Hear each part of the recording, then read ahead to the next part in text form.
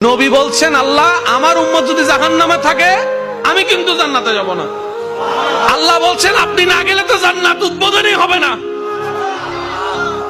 এবারে মামলা কি দাঁড়ালো? আল্লাহ পাক বলে যে আমি তাহকামুল হাকিমিন নিজেকে বলেছি, বিচার না করলেও তো জিনিসটা সুন্দর হয় না। নবী একটা কাজ করেন, ওয়ালা সাউফা ইউতিকা রাব্বুকা ফাতারদাত, আমি কাউকে বলি নাই, আপনাকে না বলেছি। ওমা আরসালনাকা ইল্লা রাহমাতাল লিল আলামিন, কারো সম্পর্কে নাজিল করি নাই, আপনাকে দিয়েছি। ওয়ালাল আখিরাতু খায়রুল লাকা মিনাল উলা, কাউকে বলি নাই, আপনাকে বলেছি। আর আমি আল্লাহ ভালো করে জানি আপনি হচ্ছেন উম্মতের দরদী নবী।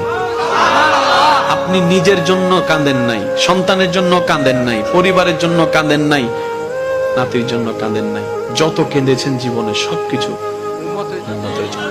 এমনকি হাসরের ময়দানে যখন সর্বপ্রথম আমাদের নবীকে আল্লাহর হুকুমে তোলা হবে, আমাদের নবী উঠেই জিব্রাইল আলাইহিস সালামকে প্রথম প্রশ্ন করবে, ও আমার ভাই জিব্রাইল, আমার উম্মত গুলা কোথায়? আইনা উম্মতি, আইনা উম্মতি, আমার উম্মত কোথায়? আমার উম্মত কোথায়? আমার উম্মত কোথায়?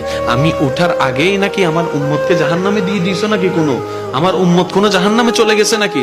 জিব্রাইল বলবে, ইয়া রাসূলুল্লাহ, প্রথমেই আপনাকে তোলা হয়েছে, এখন আর কাউকে তোলা হয় নাই, প্রথমেই আপনি উঠেছেন। আমার নবী বলবে, আমার উম্মত গুলা কোথায়? জিব্রাইল বলবে, ইয়া রাসূলুল্লাহ, এখনো তারা উঠে নাই, উঠবে একটু পরে। নবী দৌড়ে চলে যাবে আল্লাহর রহমতের দরবারের দিকে। সিজদায় যে পড়বে একটাই কথা থাকবে, রব্বি হাবলি উম্মতি, রব্বি হাবলি উম্মতি।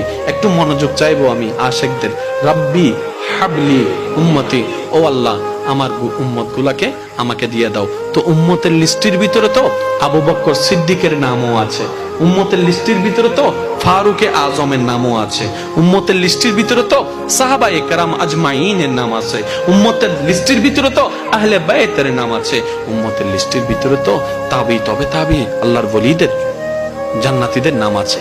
এবার আল্লাহ পাক বলবে, আপনি যে বললেন রব্বি হাবলি উম্মতি, উম্মতকে দেওয়ার জন্য আপনি কি আবু বকরের কথা বলছেন? নবী বলে যে না, আমার আবু বকরকে নিয়ে চিন্তা নাই, আমার ফারুককে নিয়ে চিন্তা নাই, আমার ওসমানকে নিয়ে চিন্তা নাই, আমার আলীকে নিয়ে চিন্তা নাই। ও আল্লাহ, আমার উম্মতের ভিতরে যারা জাহান্নামের অধিবাসী হবে ওই উম্মতগুলোকে আমাকে দিয়ে দাও।